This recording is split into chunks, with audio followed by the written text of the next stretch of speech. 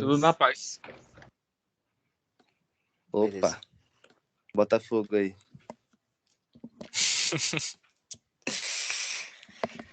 Bom, gente, então hoje a aula, ela, na teoria, é uma aula extra, porém, a gente achou por bem fazer uma aula extra, mantendo um pouquinho do tema que a gente estava falando até agora. O intuito é que a gente falasse do módulo de Jesus Cristo até a aula passada, e hoje a gente começaria um novo módulo, que seria o módulo do Espírito Santo. Aí a gente ia falar mais umas 3 ou 4 aulas sobre o Espírito Santo, a obra do Espírito Santo, batismo, dons espirituais, todas essas coisas sobre esse assunto. Porém, a gente tem toque e a gente não conseguiria começar um novo módulo hoje sendo a última aula online. A gente preferia começar a aula presencial com um novo módulo para já começar tudo do zero. Então, a gente decidiu fazer uma aula extra, que é uma aula que está muito ligada ao que a gente veio falando de Jesus Cristo. Nas últimas 3 aulas a gente falou de Jesus Cristo, da obra de Jesus Cristo, da morte de Jesus Cristo. E uma das coisas que na última aula a gente ficou pensando bastante é que, poxa, a gente podia falar um pouquinho também sobre o alcance da expiação. Porque isso é algo que, não sei se vocês já ouviram falar, mas é algo um pouco polêmico, que traz alguns debates. Então, é sempre importante a gente ter essas coisas que dão muita polêmicas, que a gente tenha bastante conhecimento para a gente saber, né? Conversar com alguém sobre isso, saber se alguém tiver alguma pergunta sobre isso, se alguém tiver alguma dúvida sobre esse assunto, que a gente consiga explicar para a pessoa, ensinar para a pessoa, conhecer a nossa posição, conhecer a posição da nossa igreja, conhecer a posição de outras igrejas, porque todos somos irmãos em Cristo e a gente também precisa aprender também um com os outros, umas igrejas com as outras. Então, hoje é uma aula extra, a aula número 24, que a gente está falando um pouquinho ainda sobre Jesus Cristo, a gente vai falar sobre o alcance da expiação e essa pergunta, por quem Cristo morreu? Só para começar, tem 2 frases que eu queria compartilhar com vocês. A primeira frase de Martinho Lutero, o cara que foi o autor lá da Reforma Protestante, lá em 1500 e pouco, e Martinho Lutero disse assim: Cristo não apenas tirou os pecados de alguns homens, mas também os teus e os de todo mundo. A oferta foi feita pelos pecados de todo mundo, embora nem todo mundo o creia. Segunda frase do Paulo Ferreira, ele diz assim: o propósito de Deus, desde antes da fundação do mundo, era separar para si mesmo um povo que seria justificado e santificado de toda impureza do pecado e que pertenceria a Cristo Jesus para sempre. Jesus morreu por esse povo a quem comprou, suas ovelhas, a igreja, entregues a ele pelo Pai, para garantir que nenhum fosse perdido, mas que todos sejam ressuscitados no último dia e tenham a vida eterna. Eu queria saber de vocês, qual que é a diferença entre essas 2 frases? O que é o que mais impacta aí de diferença entre essas frases? Quem puder falar.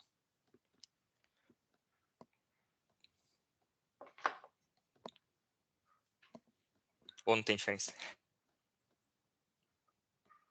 Diferença tem, né? E aí, pode falar. Eu vou dar oportunidade pra galera aí falar.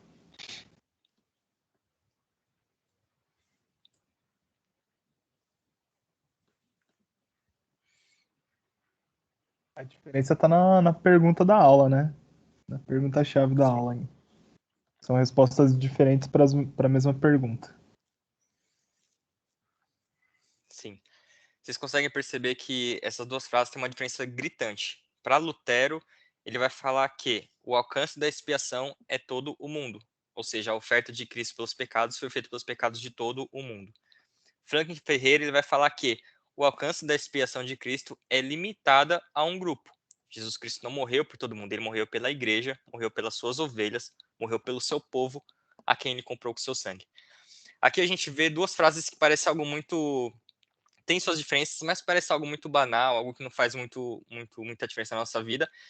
Mas essa aula de hoje é basicamente um debate que já existe desde que mundo é mundo. Desde que a igreja existe, tem esse debate, tem essa questão de como interpretar a morte de Cristo. Afinal, qual que é seu alcance? A morte de Cristo alcança o mundo ou alcança a igreja? A morte de Cristo alcança todas as pessoas do mundo ou alcança ao povo que Jesus Cristo comprou, as suas ovelhas? E é basicamente isso que a gente vai falar nessa aula. A gente vai falar sobre esses 2 parâmetros, sobre esses 2 pontos de vista, que provavelmente vocês já devem ter ouvido em algum debate, algum assunto assim. Vocês vão ver mais para frente que é algo que hoje, dependendo da igreja, pensa de maneira diferente. Nossa igreja pensa de um jeito, tem outras igrejas que pensam de outro jeito. Então a aula é basicamente sobre isso, o alcance da morte de Cristo, se foi ilimitadamente, universalmente, ou se foi particular, limitada a um povo. Então, só para trazer um panorama histórico de como a igreja interpretou esse assunto desde lá da época de Cristo. Então, se você lembra lá da Era Apostólica, que foi de 33 a 100 depois de Cristo mais ou menos, ali depois que Jesus morreu, quando a igreja começou a crescer, a igreja primitiva cresceu, veio Paulo, veio Pedro, veio as cartas de Paulo, as cartas de Pedro, as cartas de João. Neste momento, o cristianismo eles tinham um único foco, que era a expansão do evangelho. Eles não estavam muito preocupados com teologia, com estudo bíblico, eles não estavam muito ligando para essas coisas. Eles estavam preocupados em expandir o evangelho, pregar o evangelho, expandir a igreja da época. Eles tinham apenas uma mensagem: Jesus morreu, ficou, para que todo aquele que nele crê tenha acesso à vida eterna, e também Jesus voltará. Essa era a expectativa do povo. Eles tinham uma grande expectativa no retorno de Cristo. Tanto é que se você for ler lá em 2 Tessalonicenses 2, vocês leem depois desse capítulo, Paulo vai falar: gente, calma, Jesus não vai voltar tão agora.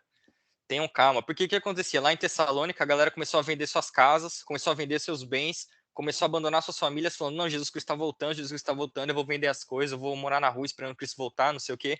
E Paulo falou: não, gente, calma. Não é bem assim. Jesus está voltando, sim, Jesus vai voltar. Mas antes disso tem que vir a apostasia. Antes disso, o anticristo tem que aparecer, porque Jesus Cristo vai destruir o anticristo com o sopro da sua boca. Então, depois vocês leem 2 Tessalonicenses 2, que mostra essa expectativa que a galera tinha na volta de Cristo. E esse foi o período apostólico. Esse era o foco, pregar o evangelho, e era a única coisa que eles tinham em mente naquele momento. Esse período, mais ou menos entre 100 de Cristo e 450 anos de Cristo, foi um período que a gente chama que foi os pais da igreja, período patrístico. Ou seja, eles viam que Jesus não voltou, eles deram uma sentada, eles começaram a ter igrejas mais fixas, começaram a ter as suas rotinas de culto, as suas rotinas de pregação, estudo bíblico, eles deram uma sentada e começaram a pensar em outros assuntos. Então foi um período de muito avanço no estudo bíblico, eles começaram a criar uma ortodoxia cristã. O que é isso? Eles começaram a criar a doutrina do cristianismo. Eles falaram: o que é o cristianismo? Vamos criar uma doutrina, vamos falar: Cristo é isso, Deus é isso, Espírito Santo é isso, a salvação é isso. Eles sentaram para começar a montar o que é a teologia cristã, que é o que a gente segue hoje. Então teve nomes muito importantes da época, vocês já provavelmente já ouviram falar: Atanásio, Tertuliano, Irineu, Justino Mártir. Foram exemplos de algumas pessoas que começaram a montar toda essa doutrina cristã naquele período ali, aos derredores da igreja primitiva. E teve 3 nomes muito importantes nesse período: Orígenes, Pelágio e Agostinho. Foram nomes importantes tanto no sentido ruim quanto no sentido bom, porque a gente vai falar daqui a pouco, mas Orígenes e Pelágio foram responsáveis por umas grandes heresias que existiram na época, doutrinas heréticas que surgiram nessa época, que foi duramente combatida por Agostinho, que é esse cara aí da foto. Ele nasceu lá para o final desse período patrístico, então ele conseguiu pegar essas heresias e acabar combatendo-as, criando novas doutrinas. Então, por conta disso, por conta dessa vontade de Agostinho de debater essas heresias, ele foi um autor das importantes doutrinas cristãs para a época. Então, grande parte das doutrinas que a gente segue hoje foi criada por Agostinho, um cara lá na época patrística, depois da Era Apostólica. Muitas das coisas que nós seguimos hoje foi sistematizada, foi fechada por Agostinho, que é uma das coisas que a gente vai falar também daqui a pouco. Um então, o que Orígenes fez? Orígenes foram grandes hereges, mas que heresia que surgiu, né? Orígenes, ele criou uma heresia chamada universalismo. Ele falou assim: poxa, uma vez em que Deus ama todo mundo, como está lá em João 3,16, porque Deus amou o mundo de tal maneira e tudo mais. E uma vez que Deus deseja que todos sejam salvos, como está lá em 1 Timóteo 2,4, que fala que o desejo de Deus é que todos os homens sejam salvos e cheguem ao conhecimento. Ele chegou à conclusão de que todos serão salvos, inclusive os ímpios. Então, Orígenes foi lá e falou: não existe inferno. Deus ama todo mundo, Deus quer que todo mundo seja salvo, então Deus, no final de tudo, vai salvar toda a humanidade. Não tem um inferno, não tem um lugar de castigo para aqueles que não creem em Deus, porque até os que não creem em Deus vão ser salvos, porque Deus é amor. Deus os ama tanto que vai salvá-los. Então foi lá, Agostinho combateu duramente essa heresia. E como ele combateu? Em primeiro lugar, ele falou que assim: não, Deus deseja que todos, sem distinção, sejam salvos, e não todos sem exceção. Isso é uma coisa muito diferente. Agostinho está falando: Deus não quer que cada um seja salvo, Deus quer que cada tipo de pessoa seja salvo. Deus quer que magros, que altos, que baixos, que pessoas bonitas, pessoas feias, que ricos e pobres. Ele quer que tipos de pessoas sejam salvos, todos esses tipos sejam salvos. Então ele aqui começou a combater o universalismo. Segundo lugar, ele falou: não, somente aquele que crê vai ser salvo. Não é todo mundo, inclusive, que não crê.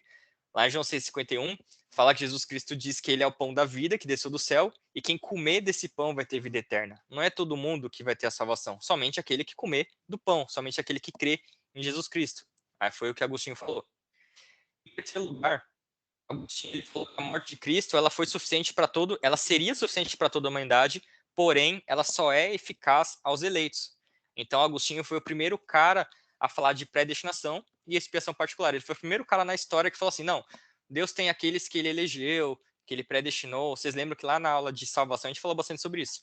Então, se vocês quiserem depois dar uma relembrada lá nas aulas de salvação, que está lá no YouTube, a gente falou bastante sobre esse assunto, depois dá uma olhada lá. E Agostinho foi o primeiro cara a falar sobre esse assunto e foi o primeiro a falar, não, Jesus Cristo não morreu por todo mundo, ele morreu por aqueles que ele escolheu. Então aqui, na época de Agostinho, a gente começa a ter um esboço desse debate, por quem Cristo morreu. Aqui Agostinho foi o primeiro a falar, não, ele morreu por um povo particular. Aqui começou um pouco desse debate, só para a gente ver na história como que foi acontecendo essa ideia da morte de Cristo e tudo mais. E tem todo um contexto por trás, né? E uma outra heresia lá da época também, que foi o de Pelágio, que foi o pelagianismo, ele falava que todo ser humano tem a total liberdade de escolher a salvação, podendo atingir a salvação unicamente por seus méritos. Então Pelágio falou que todo homem tem livre-arbítrio para escolher a salvação. Ele dizia que todo homem nasce neutro, todo homem não nasce escravo do pecado, o homem nasce completamente livre para escolher a salvação. Aí Agostinho foi lá e combateu também essa heresia, e ele criou outras duas doutrinas, que é a doutrina da queda, que ele diz que todos nós caímos em Adão, né? Quando Adão pecou, todos nós caímos também, e a gente nasce já escravo do pecado, a gente nasce escravo de Satanás, a gente não nasce com o nosso arbítrio, com a nossa vontade livre, a gente nasce escravo de nós mesmos. E ele falou que todo ser humano é depravado, todo ser humano por natureza é sujo moralmente, é sujo em suas ações, é sujo em seus pensamentos, e por isso que a gente não tem essa liberdade total de escolher a Deus, sem que Deus antes mova e mexa nos nossos corações. Então, resumindo, com toda essa baguncinha que estava acontecendo ali na época patrística, Agostinho ele acabou sistematizando e criando 3 importantes doutrinas cristãs que até os dias de hoje reverbera e muitas igrejas seguem piamente aquilo que Agostinho criou lá em 400 depois de Cristo. Ele criou a predestinação, a gente falou lá nas aulas de salvação. Ele criou a doutrina da expiação particular eficaz. Ele foi o primeiro a falar, não, Jesus Cristo não morreu por todo mundo, ele morreu por algumas pessoas. Ele foi o primeiro também a falar que a doutrina da queda e a depravação total atingiu o ser humano de tal modo que a gente nasce sujo, escravo e dependente totalmente da graça de Deus. Isso foi basicamente ali que Agostinho criou e aqui começou já a esboçar, né, o assunto de por quem Cristo morreu. Já começou nessa época a surgir esse debate. Aqui tem 2 frases que eu queria que alguém que estiver por aí possa ler. Se o Clebinho tiver, se ele tiver de boa, se puder ler, Clebinho, essas 2 frases. Opa. Cristo morreu pelos que são de antemão eleitos e predestinados antes da fundação do mundo. Agostinho de Hipônia. Por aqueles que o Pai escolheu para serem seus filhos que Cristo morreu e sofreu. Anselmo de Cantuária. Isso. Essas 2 frases, elas explicam basicamente a ideia central do pensamento cristão da época. Então, Agostinho falou, né, já falou que Jesus morreu por um grupo, e Anselmo de Cantuária foi um cara que surgiu quase depois de... Quase não, foi mais ou menos uns 500 anos depois de Agostinho. Então, depois de 500 anos de Agostinho, essa doutrina ainda era forte na igreja cristã. Eles ainda criam que a expiação de Cristo tinha alcançado apenas um grupo, que tinha alcançado apenas os seus filhos, apenas a igreja. Então, essa frase mostra o pensamento geral da galera ali naquela época. Que daqui a pouco a gente vai falar que esse pensamento, ao longo do tempo, foi mudando até chegar nos dias de hoje. Se alguém tiver alguma dúvida, pode me parar a qualquer momento, tá? Ô, Renato, rapidinho. Você falou aí do slide de livre-arbítrio. Só pra gente definir um pouquinho, porque às vezes pode ser que a galera fique um pouco confusa. Qual que é o entendimento de livre-arbítrio? Eu vou falar aqui e depois você complementa com as suas palavras que você é melhor para isso. Mas quando a gente fala de livre-arbítrio, gente, a gente não tá falando da sua escolha do tipo, que roupa eu vou escolher, ou o que eu vou comer hoje, ou para onde que eu vou amanhã. Não, não é isso. Livre-arbítrio é a capacidade de você poder escolher fazer, vamos dizer assim, escolher o bem, né? Fazer as coisas boas, tá? E aí, quando a gente está falando de livre-arbítrio, a gente está falando exatamente disso. Então, hoje é difícil a gente falar que a gente tem livre-arbítrio porque a gente tem uma natureza pecaminosa. Então, por mais que a gente queira fazer o bem e o Espírito Santo trabalha isso nos nossos corações, é impossível a gente viver, por exemplo, uma semana inteira sem pecar em alguma coisa. Então, quando a gente fala de livre-arbítrio, essa escolha de poder fazer aquilo que agrada a Deus com as nossas próprias forças, né? Isso, é importante lembrar, né, gente, que o conceito aqui de livre-arbítrio para pelagem é uma coisa muito diferente do que a gente ouve hoje em dia, né? Hoje em dia, vulgarmente, livre-arbítrio virou a capacidade de escolher que roupa eu vou para o trabalho, virou a liberdade de escolher o que eu vou almoçar no dia de hoje. Não, isso é livre escolha, é livre agência, é uma coisa completamente diferente. Livre-arbítrio, é isso que o Rodrigo falou, é a capacidade da pessoa escolher a salvação, escolher o bem, sem a ação do Espírito Santo, e isso é uma heresia. Tanto é que lá na aula de salvação eu falei bastante sobre isso, eu falei que a gente atualmente, a gente não crê no livre-arbítrio, como o Pelágio ensinou, a gente crê no arbítrio liberto, que é algo completamente diferente. Mas lá na aula de salvação a gente falou sobre isso, aí vocês podem retomar lá no YouTube. Tem 3 aulas sobre salvação, eu não lembro qual que a gente fala, mas uma delas a gente fala justamente sobre isso. Importante dessa pincelada aí. Esse período patrístico da igreja, surgiu o período da Idade Média e Renascimento, que foi um período que aconteceu muita bagunça. Então, todas essas doutrinas agustinas começaram a ser esquecidas e distorcidas. Então, surgiu muito forte o humanismo, que atingiu o ápice com um cara chamado Erasmo de Roterdã, que foi o cara mais odiado ali da Reforma Protestante. E também a teologia da Igreja Católica Apostólica Romana começou a distorcer completamente a palavra de Deus. Então, o humanismo ele começou a retomar aquelas ideias de Pelágio. Ele começou a falar que não, o homem ele não nasce ruim, ele não nasce pecador. O homem ele nasce neutro e ele tem a total liberdade, capacidade de escolher a Deus sem a graça. Ele utiliza o seu livre-arbítrio para isso. A Igreja Católica, um monte de outra heresia, né? Salvação por indulgência. Você tinha que comprar um pedaço do céu para ser salvo. A autoridade papal, então, para eles, o Papa tinha a mesma autoridade que a Bíblia. O que o Papa falava era superior até a Bíblia. E a intermediação entre Deus e os homens é o clero. Então, para a teologia católica, você não pode ter acesso direto a Deus se não for através do Papa, se não for através do padre, se não for através do cardeal. Você precisa que o clero te aproxime de Deus. Por isso que você não confessa pecado a Deus, você confessa pecado ao padre. Tem toda essa questão na teologia católica. Então, virou uma bagunça, eles se afastaram completamente da Bíblia e todo esse contexto trouxe o que a gente chama de reforma protestante.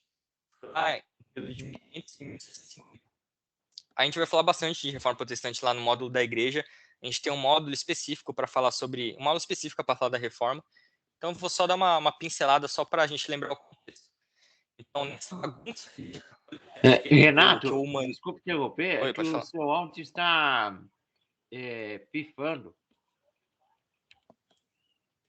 Ah, deu uma cortada no áudio? Tá. Acho que deve estar de fone. Parece o fone. Tá. Perdeu alguma frase ou algum final aqui? Não. Só dando uma picotada. Não, só dá uma leve cortada de vez em quando, mas o resto tá ok.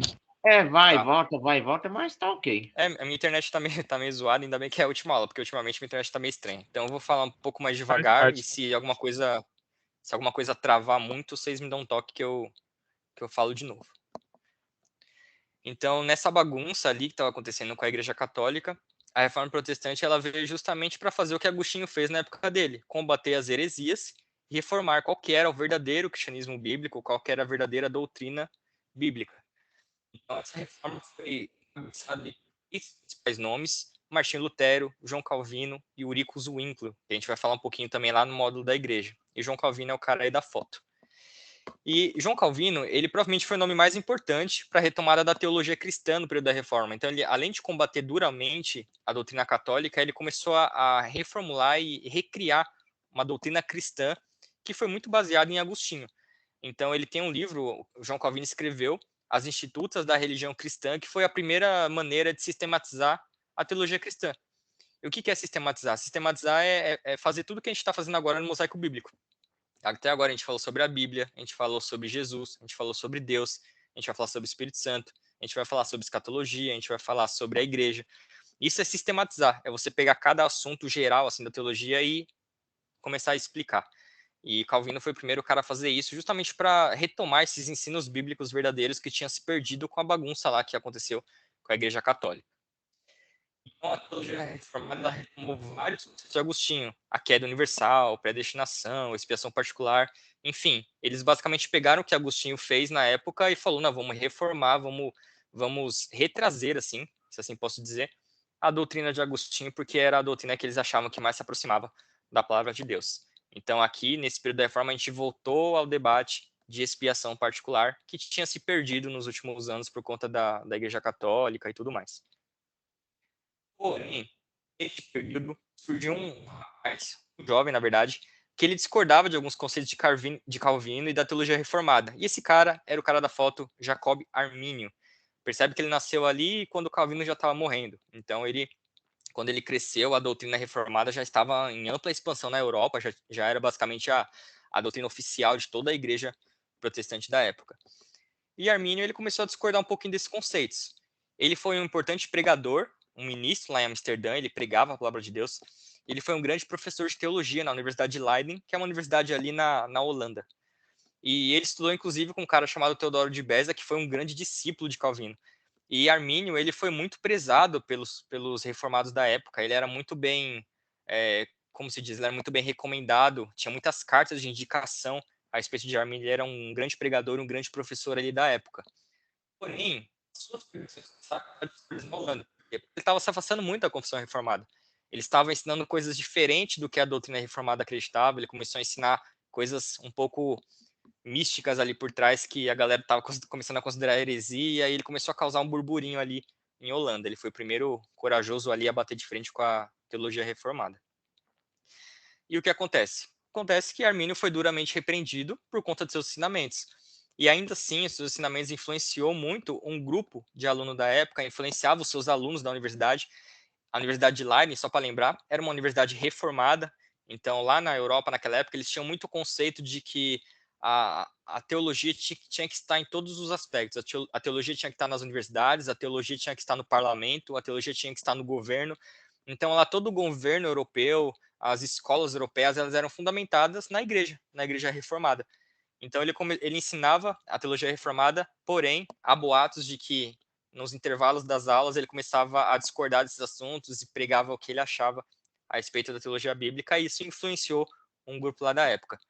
Tanto é que, um ano depois que ele morreu, após sua morte, em 1610, surgiu um grupo que eles se chamavam os Remonstrantes. Eles tentaram reformar o calvinismo e a teologia reformada.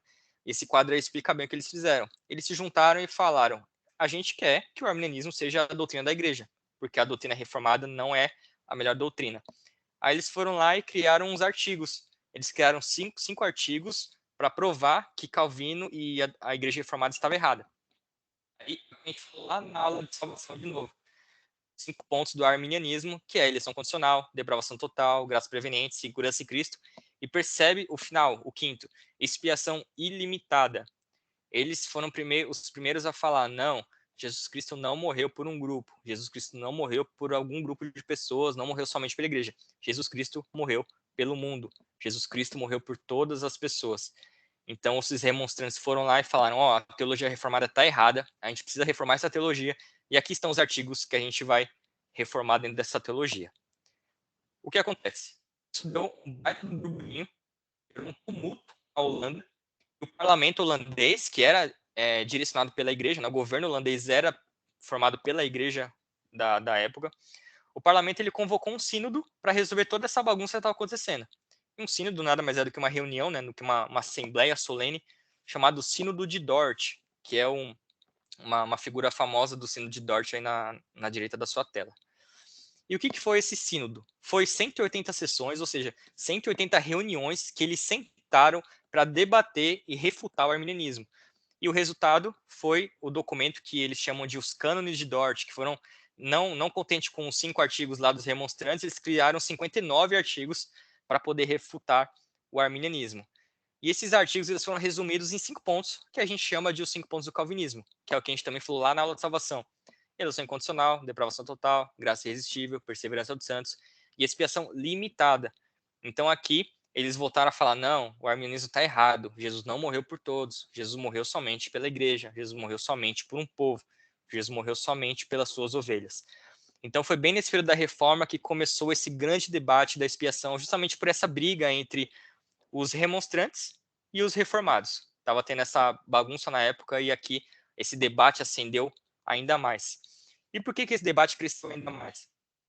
Porque a igreja europeia ela manteve a sua reformada. A igreja da Inglaterra, a igreja belga, a igreja francesa, a igreja europeia, elas mantiveram a sua tradição reformada e reafirmaram que eles eram de fato reformados. Porém, alguns grupos eles ainda eram fiéis à tradição dos remonstrantes, eles ainda eram fiéis à tradição arminiana. E um grande exemplo de um grupo, de uma pessoa que se autodenominava arminiano e tinha essa doutrina arminiana, foi John Wesley. John Wesley, com certeza, um dos maiores pregadores que já existiu na face da Terra, que é o rapaz aí da foto na direita. Ele manteve a doutrina arminiana em seus ensinos. Então, graças a John Wesley pegar essa doutrina e falar, não, eu penso de tal forma, eu sigo essa doutrina, para mim, Jesus Cristo morreu por toda a humanidade, porém, a humanidade precisa crer para receber o sangue de Cristo. E por conta disso, a influência de John Wesley passa a ter uma melhor reputação e aceitamento. Tanto é que John Wesley ele era meio a ovelha negra ali da galera, porque todos os grandes pregadores da época dele, Jonathan Edwards, o Charles Spurgeon, George Whitefield, todos eles eram calvinistas, todos eles eram reformados. E então ele era meio que o excluído do grupo. Tanto é que George Whitefield, ele até escreveu uma carta e nessa carta, ele falava que eu já tentei conversar com o John Wesley, já falei para ele abandonar essa doutrina arminiana, mas ele não abandona. Então ele até fala, poxa, eu amo a vida do John Wesley, mas eu odeio a sua teologia, eu detesto a teologia que ele prega. Então ele era um homem muito importante, ele é um pregador, um grande avivalista, enfim, não tem nem como explicar o que foi John Wesley na história do cristianismo. E por conta dele ser arminiano, tanto é que depois ele criou uma doutrina baseada no arminianismo, né, que é o que a gente chama hoje de metodismo. Você já ouviu falar das igrejas metodistas, né? São frutos de John Wesley. Então, por conta disso, o arminiano ele meio que deixou de ser quase uma heresia, porque a igreja reformada estava chamando o arminianismo de heresia. Mas já que John Wesley era um pregador tão incrível e tão cheio da presença de Deus, eles falaram, não, então não é heresia, tá? Vamos considerar só como uma opção teológica aí e fica à vontade. E não somente John Wesley, mas o movimento pentecostal que surgiu depois, lá em 1906, com a Rua Azusa, eles mantiveram e difundiram ainda mais a doutrina arminiana e chegou até os dias de hoje. Hoje, a nossa igreja, a nossa Assembleia de Deus Unida, é uma igreja arminiana e a gente prega que Jesus Cristo morreu por toda a humanidade. Jesus Cristo morreu por todo o mundo. E as igrejas reformadas deram surgimento a outras igrejas lá da época, que são hoje as igrejas presbiterianas, as igrejas anglicanas, as igrejas, as batistas reformadas. Então, teve essa difusão aí, e por isso que hoje tem esse debate. Tudo isso que eu falei até agora, toda essa história, foi só para lembrar que esse debate do alcance da expiação foi algo que sempre existiu. Desde que mundo é mundo, a galera discute, a galera não entra numa decisão por quem Cristo morreu. Se Cristo morreu por todo mundo, ou se Cristo morreu somente pela igreja. Essa é só uma introdução. Mas a aula é bem rápida, tá? Uma introdução, mas aqui já foi bem mais que metade da aula. Algum comentário, alguma coisa? É que você já deu bem já adiantou bastante coisa da aula de igreja que a gente vai ter, mas só também para complementar aqui, o que foi esse período da reforma, né? Foi um período bem efervescente do cristianismo, porque a gente tinha só a igreja católica naquele momento, né? Claro que tinha a igreja católica oriental, ocidental, teve essa divisão aí, mas tinha só uma denominação. E aí quando a gente tem, de fato, esse episódio de Lutero, que querendo ou não, ele acaba quebrando com a igreja, embora não fosse a vontade dele, começa a ter outras denominações. Então aí o Lutero na Alemanha começa com o luteranismo, o Calvino na França com a igreja reformada, o Zwinglio na Holanda.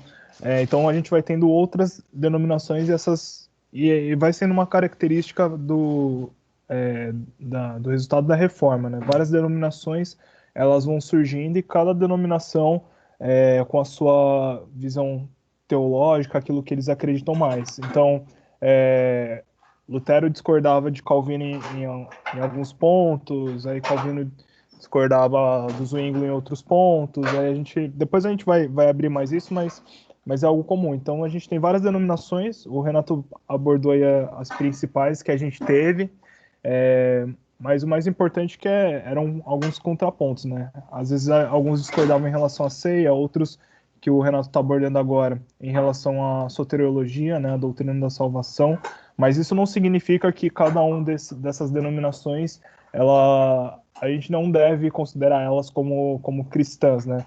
Cada um teve a sua importância e, de certa forma, são nossos irmãos em Cristo Jesus também.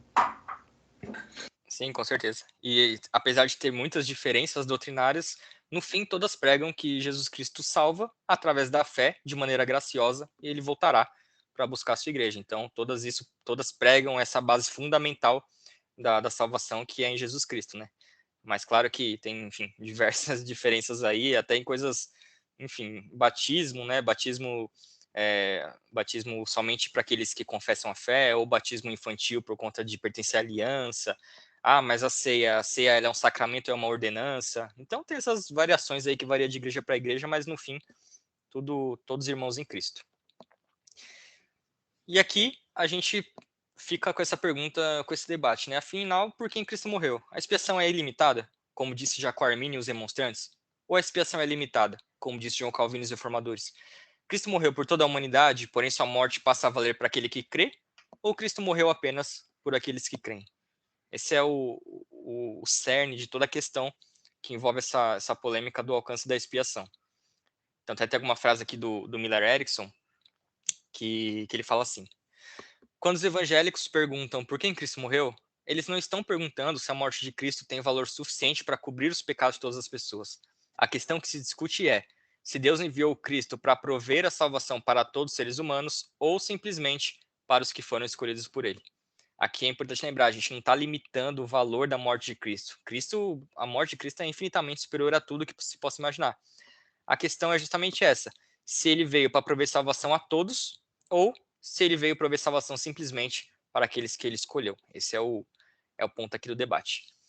Então, em primeiro lugar, vamos falar sobre a doutrina da nossa igreja, que é a expiação ilimitada, universal, o arminianismo. Ou seja, a gente crê que Jesus Cristo morreu por todo mundo, por todas as pessoas que esse planeta já existiu e que vai existir.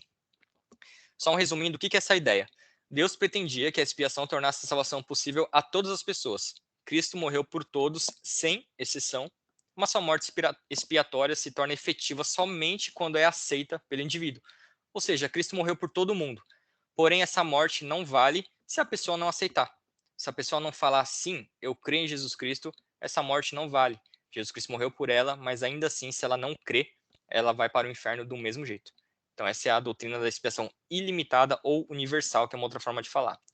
E quais são os argumentos bíblicos que eles usam, que a gente, né, que a nossa igreja usa? Primeiro, que a gente vai ver que várias passagens mostram que sua morte foi pelo mundo. Então, lá em João 1:29, João Batista fala: vejam, eis o Cordeiro de Deus que tira o pecado do mundo. Hebreus 2:9 fala que, sim, pela graça de Deus, Jesus experimentou a morte por todos. Então, tem esse caráter universal, esse caráter mundial, utilizando principalmente essas duas expressões, né, mundo e todos, que é algo muito presente no Novo Testamento. Segundo lugar, parece que Cristo morreu por um cristão que acabou se perdendo. Se você for ler lá em 1 Coríntios 8:11, vai falar que Paulo fala: assim, por causa do seu conhecimento superior, um irmão fraco, pelo qual Cristo morreu, acaba se perdendo. Então aqui é provável que Paulo esteja falando de uma pessoa que se perdeu, se desviou, vai acabar indo para o inferno, e ainda assim Cristo morreu por ela. Então, poxa, então talvez Jesus Cristo não tenha morrido só pela igreja, talvez ele morreu também por aqueles que se perdem, por aqueles que se desviam, se afastam do evangelho e vão para o inferno por conta disso. Então, pode ser que aqui esteja mostrando uma expiação mais universal do que particular, né? Terceiro lugar, terceiro argumento, é um argumento um tanto quanto lógico. Se o evangelho necessita ser pregado universalmente, como está lá em Mateus 24:14, Mateus 28:19, né, a grande comissão, ide por todo mundo, pregar o evangelho a toda criatura, logo, Cristo morreu por todos aqueles que ouvem o evangelho. Não faria um sentido muito lógico pregar para todo mundo se nem todo mundo tivesse a salvação disponível para si mesmo, né? E agora, quais são os pontos fracos da doutrina da expiação ilimitada e universal? Aqui é importante a gente ter humildade e saber reconhecer que todas as posições teológicas têm pontos fracos. Independente daquilo que você acredita, a sua posição tem pontos fracos, tem erros, tem falhas, possíveis falhas, e a gente precisa ter a maturidade de reconhecer isso. Poxa, eu acredito em tal doutrina, porém eu sei que ela tem pontos fracos. Eu sei que tem passagens que acabam dando uma contradição com aquilo que eu acredito. Então, quem não reconhece isso não é teólogo, não é estudioso da Bíblia, é fanático, é torcedor. Todos nós temos que reconhecer que nossas doutrinas, nossos pontos têm fraquezas, têm possíveis erros, que é o que eu vou mostrar aqui, alguns erros de cada doutrina, começando pelos erros da expiação ilimitada universal, possíveis erros, né? Possíveis pontos fracos que geram um pouco de dúvida. Em primeiro lugar, expiação ilimitada universal gera um perigo muito grande, que é um perigo que está voltando agora para a igreja ultimamente, que é o universalismo. Ou seja, se Jesus morreu por todos e os ama tanto, logo todos serão salvos. Universalismo é algo que tem crescido muito na igreja ultimamente e tem muito essa questão de isso acontece porque Jesus morreu por todos, então todos serão salvos. Em segundo lugar, um pouco fraco essa ideia é que o fator salvífico deixou de ser unicamente a morte de Cristo. Poxa, se Cristo morreu por todas as pessoas e o fator que a salva é a escolha pessoal de crer, no fim é o homem quem se salva. No fim, Cristo morreu por todos, mas não salvou ninguém. Se Cristo morreu por todos, ele garantiu decisivamente a salvação de ninguém. Este é um possível ponto fraco, que perde um pouco do sentido lógico, né? Se Jesus morreu por todo mundo, o que te salva? Você escolher a Cristo. Então, no fim, a salvação não é bem Cristo. No fim, a salvação é a sua escolha pessoal. Então, talvez pode parecer que tire um pouquinho a soberania de Deus, tire um pouquinho a soberania de Cristo de lado como um ponto fraco dessa ideia. Um terceiro ponto fraco que pode surgir nas nossas cabeças é a morte de Cristo teria sido inútil e teria sido em vão para algumas pessoas. Já parou para pensar se ninguém cresce em Cristo? Se nenhuma alma viva do mundo acreditasse em Jesus Cristo, Jesus Cristo teria morrido inutilmente. A morte de Cristo teria sido em vão. Isso mostra que Jesus Cristo morreu em vão para algumas pessoas, né? Jesus Cristo morreu por todo mundo, ele morreu inclusive por uma pessoa que não aceita, logo a sua morte para essa pessoa foi inútil. Foi uma morte que não fez nenhum significado na vida daquela pessoa. Então talvez pode rebaixar um pouquinho o que foi a morte de Cristo, essa visão, que é um dos pontos fracos que a gente sempre tem que pensar. Um quarto ponto fraco é que Deus provavelmente teria seus planos frustrados, né? Se Deus quer salvar todos, mas nem todos são salvos, os planos de Deus falharam. Lá em Jó fala que nenhum dos seus planos podem ser frustrados, né? Mas se Deus tem o plano de salvar toda a humanidade sem exceção e ele não salva, talvez a gente tenha um Deus que tenha seus planos frustrados.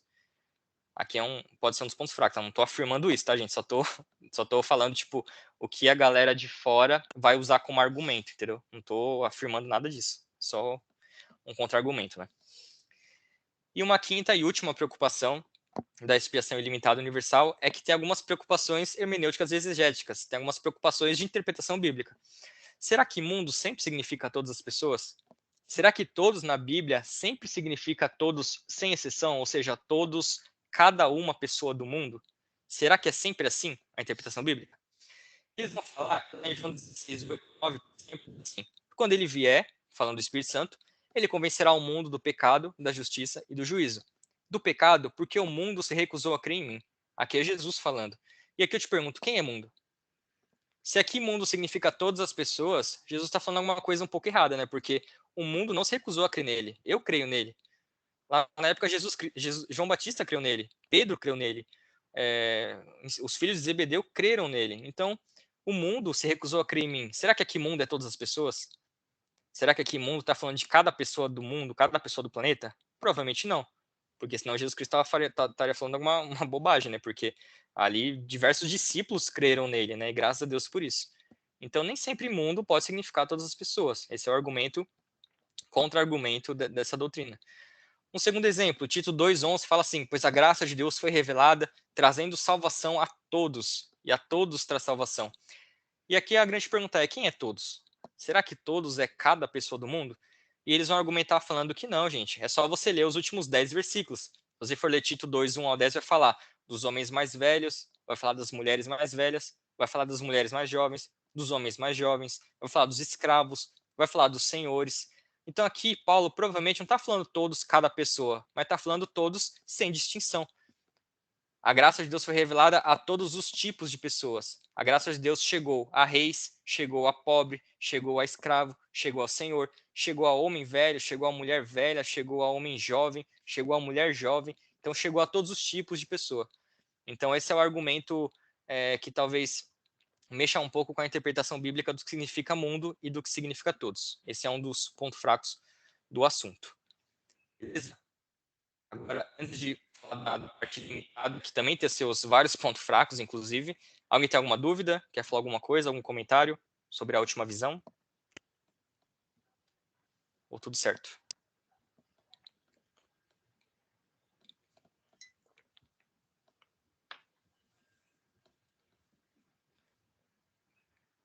Tudo certo. Então, beleza. Tudo certo. Bom que lá no presencial a gente vai poder olhar um para a cara do outro e não tem como não responder, né? Não tem como ficar muito em silêncio. A gente vai ter bastante dinâmica nova que acaba se perdendo, né, nas aulas online, né, infelizmente. Mas, enfim, continuando então, a gente falou um pouquinho da ilimitada, universal, que é a visão da nossa igreja, né? Nossa igreja prega a visão universal, prega a visão ilimitada, nós temos que lembrar disso. Não importa a nossa posição, a gente tem que lembrar que a nossa igreja tem uma posição definida e a gente tem que respeitar essa posição definida. Lembre-se sempre disso. Agora, falando sobre a outra ponta, né, o outro lado, o outro extremo, que seria a expiação limitada a um povo ou particular, que é a visão calvinista das igrejas presbiterianas, algumas anglicanas, as igrejas, algumas batistas reformadas e tudo mais. Qual que é o conceito dessa ideia?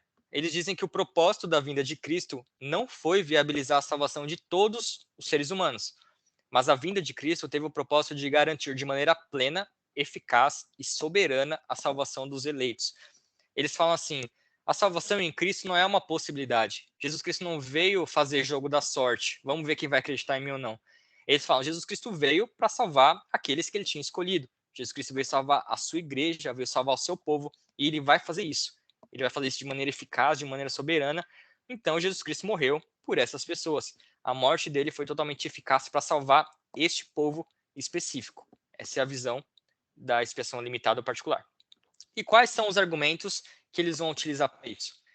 Em primeiro lugar, a gente vê muitas passagens bíblicas que vai mostrar claramente que Cristo morreu por um povo específico. Então, Mateus 21 vai falar que ela, falando de Maria, terá um filho, e você lhe dará o nome de Jesus, pois ele salvará seu povo dos seus pecados. João 10, 15 a 16. Eu sacrifico minha vida pelas ovelhas. Tenho outras ovelhas que não estão neste curral e devo trazê-las também.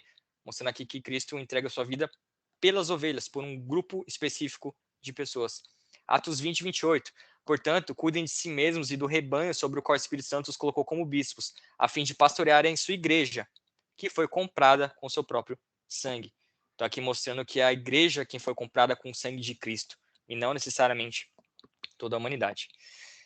E um outro argumento é um segundo argumento que eles dizem que não existe isso de dupla pena pelo pecado. Ou seja, se o inferno é a ira de Deus sobre os pecados, é o castigo de Deus sobre os pecados, e se Jesus morreu por todas as pessoas do mundo, a ira de Deus foi paga 2 vezes. Então, uma pessoa que não morreu em Cristo, uma pessoa que não aceitou a Cristo, o pecado dela foi pago em Cristo e no inferno. Então, tem duas penas, Deus vai pagar duas contas pelo pecado.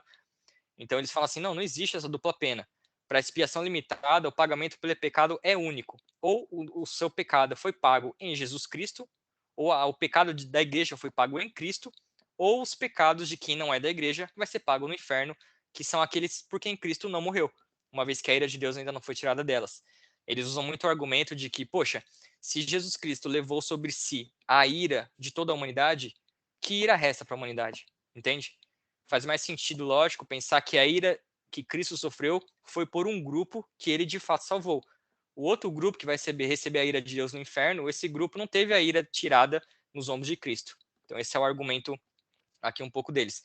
Eles usam muito a ideia de que aqui não faz diferença se você aqui o fator salvífico não é você aceitar a Cristo ou não, porque eles falam que a fé é algo dado por Deus. Então até a fé que você deposita em Cristo é algo que vem do próprio Deus. Então eles falam que o fator salvífico não pode ser você aceitar ou não. Jesus Cristo morreu e o sangue dele é o que salva e ponto final. O terceiro argumento que os caras vão usar é justamente por conta dessa natureza, o que foi, né, a morte de Cristo. O Erickson vai falar que o resgate, quando ele foi pago e aceito, ele automaticamente liberta aqueles a quem é direcionado. Lá em Mateus 20, 28, vai falar que Jesus Cristo entregou a sua vida por resgate de muitos. Então ele fala assim, poxa, uma morte totalmente eficaz, ela só pode ser realizada por um grupo específico de pessoas. Já que se a morte de Cristo não fosse eficaz, ou seja, quer dizer, se a morte de Cristo ela é totalmente eficaz e fosse para todas as pessoas do mundo, todos seriam salvos. ou o fato de não aceitar Cristo é mais forte do que o próprio sangue de Deus. Então, nesse argumento vai falar assim, poxa, se Cristo, a morte dele é tão perfeita, tão suficiente, tão verdadeira, que nos libertou de fato dos nossos pecados, então o fato da pessoa não aceitar a Cristo é mais forte do que o próprio sangue de Cristo. É mais forte do que a própria ação de Cristo de morrer em nosso lugar. Então eles pegam esse argumento aqui pela natureza da expiação. Uma coisa que vocês vão ver nesse slide, até agora não usaram argumento bíblico. Isso é um ponto fraco que a gente vai falar daqui a pouco. O último ponto de argumentos que eles usam é que a doutrina da expiação limitada está diretamente ligada à eleição. Então eles falam, poxa, se Deus escolheu quem ele quer salvar, por que Cristo teria que morrer, inclusive por aqueles que Deus não escolheu? Então existe aqui uma contradição interna, não tem um sentido lógico. Tanto é que Paulo fala em Romanos 8,30, depois de predestiná-los, ele chamou. Depois de chamá-los, declarou justos. Depois de declará-los justos, lhes deu sua glória. Então aqui eles falam, aqueles a quem Deus predestinou, esses serão justificados, esses serão alvos da morte de Cristo, esses serão alvos do alcance da expiação de Cristo, e não todo mundo, apenas aqueles a quem Deus escolheu. Esse é o argumento deles. Inclusive o Luiz Berkoff, que é um importante autor da teologia presbiteriana, ele diz assim, que coerência haveria na decisão de Deus eleger certas pessoas para a vida eterna e depois enviar Cristo ao mundo para tornar a salvação possível a todos os homens, mas não uma certeza. Aqui ele está falando, poxa, não faz nenhum sentido Deus escolher uns, mas enviar Cristo para salvar todos. Então Cristo não salvou ninguém, porque não é uma certeza, entendeu? Então esse é muito o argumento que os caras vão usar. E agora, quais são os pontos fracos dessa doutrina? Quais são os pontos fracos de acreditar que a salvação, a morte de Cristo, ela é limitada particularmente a um povo? Primeiro, que o argumento é muito mais lógico do que bíblico. Vocês lembram que eu não usei muitos argumentos bíblicos, não tem muitas passagens bíblicas que vão falar que Cristo morreu somente por um povo e não morreu por todo mundo. É um argumento muito mais lógico. Você vê que eles falam da natureza da expiação, eles falam que não faz sentido escolher, mas não morrer morrer por todo mundo. Então, é uma doutrina que tem um argumento muito mais lógico do que bíblico. Tanto é que o Charles Spurgeon, que foi um grande pregador, né, chamado príncipe dos pregadores, ele era um calvinista, né, convicto, e ele falava que a primeira doutrina que todo cristão que se converte aceita é a doutrina arminiana. Por quê? Porque é a doutrina que está ali escancarada na Bíblia. Se você for ler a Bíblia, puramente a Bíblia, assim, olhar para a Bíblia e ler ela seguida, você vai perceber que o arminianismo, a princípio, faz muito mais sentido. Ele fala que o argumento do calvinismo é muito mais lógico, você precisa parar para pensar em outras coisas, você precisa parar, poxa, mas será que mundo é todo mundo? Será que todos é todas as pessoas? Então, para ele fala que a doutrina mais natural do ser humano é a doutrina arminiana. O calvinismo é uma doutrina que você vai ter que ir um pouco além da lógica e, enfim, sair um pouco ali do amparo bíblico e para um amparo mais lógico, né? São com passagens que mostram o interesse de Deus em salvar toda a humanidade. Então você viu que na Bíblia vai ter vários momentos que fala que a salvação é pelo mundo, que a morte é pelo mundo, que a salvação é a todas as pessoas, que Deus deseja que todos sejam salvos e tudo mais. Então isso mostra uma possível contradição com essas passagens. Mas como eu tinha explicado lá na outra parte, eles vão interpretar essa palavra mundo, essa palavra todos, de maneira muito diferente, né? Da maneira que os arminianos interpretam. Terceiro, que quando a Bíblia afirma que Cristo morreu por um grupo, não necessariamente afirma que Cristo morreu apenas por aquele grupo. Eles falam, poxa, Jesus Cristo, quando a Bíblia fala que ele morreu pela igreja, morreu pelas ovelhas, morreu pelo seu povo, não significa que ele morreu apenas por aquele povo. Porque se ele morreu por todos, ele também morreu pela igreja. Se ele morreu pelo mundo, ele também morreu pelos eleitos. Então eles falam que não tem como limitar um grupo, porque se ele morreu pelo mundo, obviamente ele também morreu por aquele grupo. Então esse é um dos pontos fracos que podem ter nessa visão calvinista. De vocês. Um pouco enquanto eu tomo um café, só para finalizar rapidamente a aula. Não finalizar agora, mas está acabando. Por quem Cristo morreu? O que vocês acham? Depois de tudo isso que a gente falou. Morreu por nós. Muito bom. Mais alguma ideia?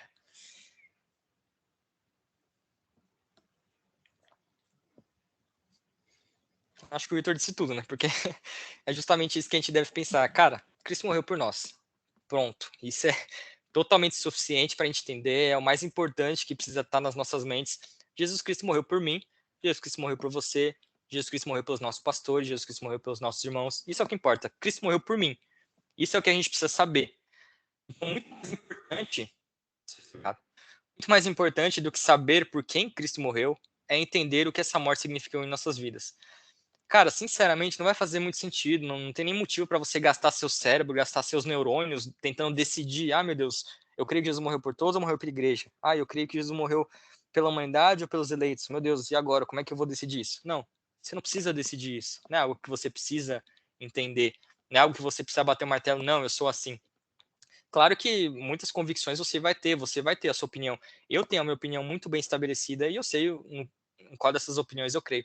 Mas muito mais importante do que tomar essa decisão, muito mais importante do que entender isso, é saber, cara, Cristo morreu por mim, isso importa. E agora, o que essa morte significou na minha vida?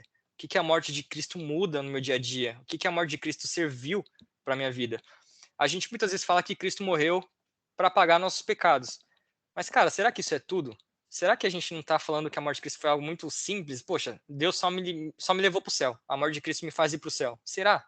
Será que é só isso? A morte de Cristo é muito ampla. Essa morte de nossa. A morte de Cristo é sacrificial e expiatória. Jesus Cristo foi o Cordeiro que foi sacrifício e foi expiação pelos nossos pecados. Pois a vontade de Deus era que fôssemos santificados pela oferta do corpo de Jesus Cristo de uma vez por todas. A morte de Cristo foi propiciatória, porque a sua morte apaziguou a ira de Deus que estava destinada a nós. Cristo suportou todo o ódio de Deus contra o pecado, toda a ira de Deus contra o pecado, Cristo levou nos seus ombros. 1 Tessalonicenses 5,9. Porque Deus decidiu nos salvar por meio de nosso Senhor Jesus Cristo, em vez de derramar sua ira sobre nós. Terceiro, a morte de Cristo foi substitutiva. Cristo não morreu apenas em nosso favor, ele não morreu apenas por nós. Cristo morreu em nosso lugar. A morte que era nossa foi dada em Cristo. É uma morte substitutiva porque ele nos substituiu e é uma morte vicária porque ele não merecia. Gálatas 3:13. Mas Cristo nos resgatou da maldição pronunciada pela lei, tomando sobre si a maldição por nossas ofensas. Pois as Escrituras dizem, maldito todo aquele que é pendurado no madeiro. Jesus Cristo foi feito maldição por mim e por você. Quarto, a morte de Cristo foi reconciliadora. Nossa hostilidade em relação a Deus é eliminada e a reconciliação põe fim sobre a inimizade que existia entre nós e Deus. Colossenses 1, 21 e 22. Isso inclui vocês, que antes estavam longe de Deus, eram seus inimigos, dele separados por seus maus pensamentos e ações. Agora, porém, ele os reconciliou consigo por meio da morte do Filho no corpo físico. Como resultado, vocês podem se apresentar diante dele santos, sem culpa e livres de qualquer acusação. A morte de Cristo foi voluntária. João 17:18. O Pai me ama, pois eu sacrifico a minha vida para tomá-la de volta. Ninguém a tira de mim, mas eu mesmo a dou. Tenho autoridade para entregá-la e também para tomá-la de volta, pois foi isso que meu Pai ordenou. Então, muito mais importante da gente debater por quem Cristo morreu, muito mais importante da gente gastar nossos neurônios para decidir o que eu acredito, muito mais importante do que tudo isso é a gente entender o que a morte de Cristo fez nas nossas vidas. Cristo nos libertou da ira de Deus, Cristo nos libertou do inferno, Cristo nos reconciliou com Deus, Cristo nos colocou numa posição favorável diante de Deus, Cristo voluntariamente nos salvou, não foi os judeus que mataram a Cristo, não. Cristo se entregou em nosso lugar, Cristo se entregou aos judeus em nosso lugar. A morte de Cristo foi totalmente sacrificial e substitutiva porque era uma morte que deveria ser minha e deveria ser sua. Essa morte nós deveríamos passar e Jesus Cristo passou em nosso lugar. Isso é o mais importante, entender o que a morte de Cristo serviu para as nossas vidas. Então, se até agora você não guardou nada dessa aula, guarde esses últimos 2 slides, que é o que importa para essa manhã. Se você não entendeu nada de toda a aula, não tem problema. O que importa é o que a gente está falando agora, o que a morte de Cristo serviu para as nossas vidas. E tem uma frase muito, muito bonita que eu gosto do Catecismo de Heidelberg. Para quem não sabe, catecismo é uma coisa muito comum das igrejas reformadas que basicamente é um método de você aprender a Bíblia com perguntas e respostas. Então, por exemplo, eles falam assim, por exemplo, Catecismo de Westminster. Pergunta 1, quem é Deus? Aí tem a resposta. Pergunta 2, como eu conheço a Deus? Aí tem a resposta. Aí eles vão trazendo essas perguntas e respostas que ajudam a gente a entender mais a palavra de Deus, né? Esse Catecismo de Heidelberg, ele vai falar assim, qual é seu único conforto na vida e na morte? E a resposta é, o meu único conforto é meu fiel Salvador Jesus Cristo. A ele pertenço em corpo e alma, na vida e na morte, e não pertenço a mim mesmo. Com seu precioso sangue, ele pagou por todos os meus pecados e ele me libertou de todo o domínio do diabo. Agora ele me protege de tal maneira que, sem a vontade do meu Pai no céu, não perderei nenhum fio de cabelo. Além disto, tudo coopera para o meu bem, e por isso, pelo Espírito Santo, ele também me garante a vida eterna e me torna disposto a viver para Ele daqui em diante de todo o coração. E assim, finalizamos nossa aula, e o mais importante de toda essa aula é justamente isso. O que a morte de Cristo fez em nossas vidas, e a gente sabe que Ele é o nosso único conforto na morte e na vida. É isso, gente. Alguém tem alguma dúvida? Conflitos, dilemas? Tudo certo? Vou esperar separar a